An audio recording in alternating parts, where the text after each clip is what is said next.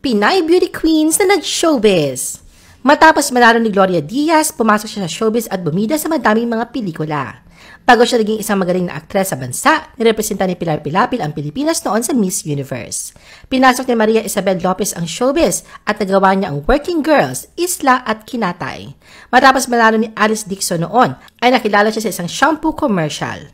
Nakagawa ng ilang mga pelikula si Sherlyn Gonzalez, isa na dito ang Ikaw ang Miss Universe ng buhay ko. Pinasok ni Miriam Kiambao ang showbiz sa pamamagitan ng pag-host. Pumasok si Bianca Manalo sa showbiz at lumabas ilang serye ng ABS-CBN. Naging host si Venus sa show na Umagang Kay Ganda. Pumirma si Kylie Versosa as Viva Artist at naging leading lady sa Ang Panday. Lumabas si Alma Concepcion sa mga pelikulang Sa Ngalan ng Pag-ibig at sa serye na Wildflower. Lumabas noon sa serye na Nasaan Ka Nang Kailangan Kita si Nina Ricci Alagao. Lumabas sa pelikula si Melanie Marquez sa Santakot na Bala at mga TV shows. Si Anjanette Abayara ay sumikat sa kanyang pagganap bilang Darna noong 1994. Lumabas din sa ilang mga pelikula si Daisy Reyes, gaya ng Ping Lacson, Super Cup at Waray.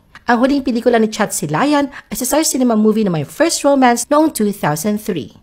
Si Dindy Gallardo naman ay lumabas noon sa mga pelikula na Jezebel at Nang Iniwan Mo Ako at sa serye na The Blood Sisters.